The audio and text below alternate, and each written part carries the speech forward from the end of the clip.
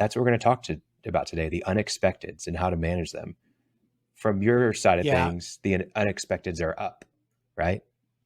no, they really are. And so, yeah, you know, we learned a lot about unexpected and really conditioning ourselves on how to react during the pandemic, right? Maybe the biggest unexpected of all time. And so being back and busy is great, but many disruptions still exist. And I know I'm preaching to the choir with our listeners.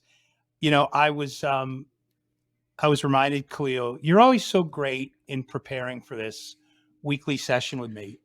And I'm forever, for a little sneak peek for listeners, I'm the guy that comes sliding into third base 15 minutes, before, the morning of the show in our pregame.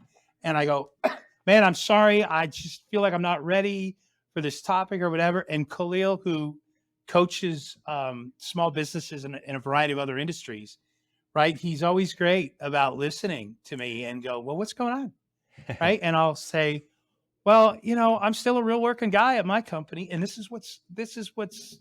are the dragons I'm slaying and have distracted me from better preparing for our show. And he goes, well, tell me about it. And we'll go through it. And I'll go, God, this is exactly the kind of stuff you've been talking about sharing, right? This is the kind of, build back and business wisdom that, we should be doing a episode about this. I'm like, oh my gosh, you're right. And so inevitably I ask for a 2-day reprieve and I call like a dozen and a half of my owner friends or business leaders. And I go, hey, this is a topic we're thinking about. And so this week, what set me off while I was on vacation last week was um, the craziness in the banking industry. Yeah. Right. And so here I am trying to take a week off. But as two banks collapse, and then I read in day two, 6 or 8 other banks that are now on the watch list for credit review. One of them was a top 8 bank, which is a bank that one of the banks I bank at. And I'm going, well, we're FDIC insured, $250,000. And I'm going, well, wait a minute. $250,000 is not per account.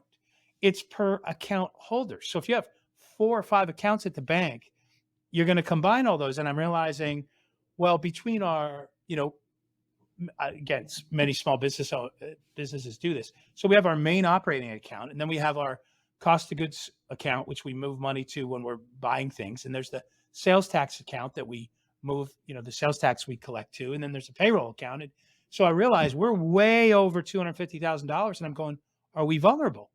So I'm going, we got to move some money Yeah. to a different bank, or what do we, anyway, talk about unexpected. If you would have ever told me someday you're going to have to worry about keeping too much money at a bank, and I'm going, that's not going to be my problem. But I think a lot of businesses this week face that. So Yeah. anyway, it was that instance that triggered me telling Khalil, I've been distracted with this other stuff. And he goes, well, what other kind of unexpected stuff are you seeing? And I realized there was more than a few. Spoiler alert. If you are in the business event industry, right, we deal with unexpected, every exhibit, any of us build, has 5, 6, 8, 10 variables that you have little to no direct control over. I can't tell how quickly, I have no influence over how the speed with which the tractor trailer number 183 in line gets to the dock and gets unloaded. I can't hustle along the electricians at the Las Vegas Convention Center or at Mandalay Bay any faster because I work in the industry. So there's those things that are sort of what we know is known unexpecteds. But I do feel, Khalil, that there seems to be a rise in greater measure of the unknown unexpecteds. The banking thing is a great example of that. And I think a lot of these things are a result of the other supply chain disruptions. For example, the labor shortage, as an example. ConExpo's moving out this week. You and I were talking at the break before, and I said, we're in day 2 of move out. There's 1,100 trucks. They're still waiting to be loaded. That is an abnormally high number of trucks waiting. And I'm sure it's not just because it's a big show, and it is a big show. It's because there's a labor shortage. There's a trucking shortage. There's a trailer shortage, right? There's a lot of reasons. Global Pet Expo is moving in right now in Orlando. We're in day 2 or 3 of the move-in. But the hanging signs, we've got a lot of the exhibits we've finished building, but the signs aren't flown yet because they're running 2 to 3 days behind on the pre-ordered hanging sign orders, the people that ordered weeks before.